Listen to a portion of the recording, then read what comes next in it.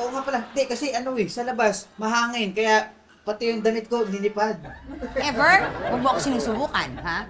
Kuya, kung ako sa'yo umamin ka na kasi may aftershock pa yan kanina sa galit dahil binash si Baby Elber. Baby Albert! Sino nang bas? Sinabihan pa naman si Baby Albert na mukha na rong matanda, laos na daw, kagaya ni Ate May. Ha?